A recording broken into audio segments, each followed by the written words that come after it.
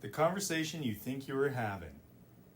9 Modes Introduction Part 1 by the Mercer Journal. Most of us have at some time said some version of this sentence. That's not what I meant. It appears so often that we barely notice it. It slips through ordinary conversation without attracting attention, like saying excuse me when passing someone in a hallway. But it is a remarkable sentence.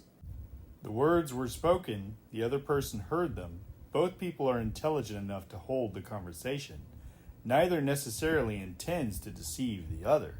Yet somehow both agree that the conversation which occurred is not the conversation one of them believed they were having. What exactly failed? Our instinct is to blame the participants. Perhaps one explained poorly, perhaps the other wasn't listening, perhaps one is stubborn or careless or distracted. Sometimes those explanations are true, but they are not sufficient. The same experience appears between spouses who know each other intimately, lifelong friends, competent coworkers, professors, mechanics, lawyers, parents, and children. It happens between strangers and between people who have known each other for decades. If the phenomenon is this common, perhaps we should examine the conversation itself before diagnosing the people inside it. Most of us carry an uncomplicated picture of communication. One person has an idea, converts it into words, sends those words to another person who receives the idea. It feels almost mechanical. Person A, words, person B. Yet ordinary experience refuses to cooperate with this picture. People stop in the middle of a sentence and say, "Let me try that again." They interrupt themselves. They ask, "Do you know what I mean?" Someone answers a question that was never explicitly asked. Another says, "No, that's not what I'm trying to say." A third laughs before the joke has been finished. None of this is unusual. In fact, it is the normal texture of conversation. We do not merely exchange words, we continually adjust them, repair them, test them, abandon them, and replace them. We watch faces, pauses, timing, emphasis, and responses. We begin one sentence expecting one destination and finish somewhere entirely different because of what happened halfway through.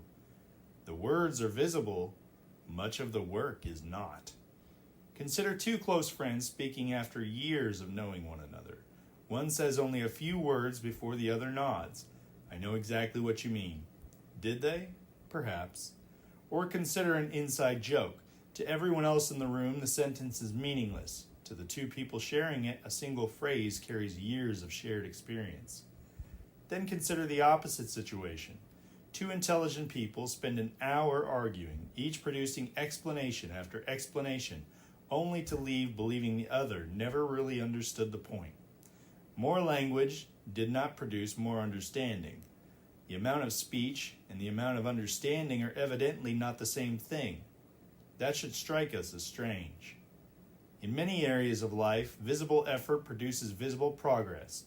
More lumber builds more fence. More concrete pours more foundation. More fuel carries a vehicle farther. Conversation often behaves differently. Sometimes one sentence resolves weeks of uncertainty. Sometimes 1,000 words move nothing at all. The difference cannot simply be the quantity of language. Something else must be happening while people are talking. Successful conversations conceal this process because they make it look easy. Participants continually adjust to one another without consciously noticing that they are doing so. A hesitation prompts clarification, a puzzled expression changes the next sentence, an unfinished thought is repaired before it becomes a misunderstanding. Like balance while walking, the mechanism becomes visible mainly when it fails. Then the familiar phrases appear. "You're not listening. We're saying the same thing. That's not what I said. I don't know how else to explain it."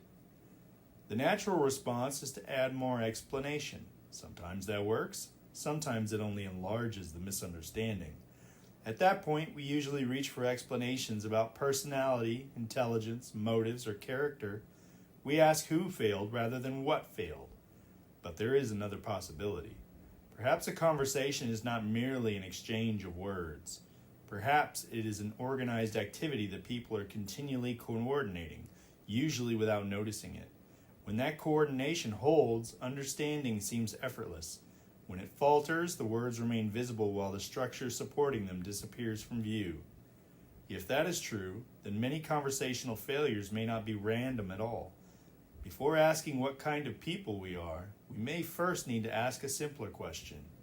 What kind of conversation are we actually having? This is part 1 of the introduction to the 9 modes. To follow the conversation, please subscribe, and thanks for listening.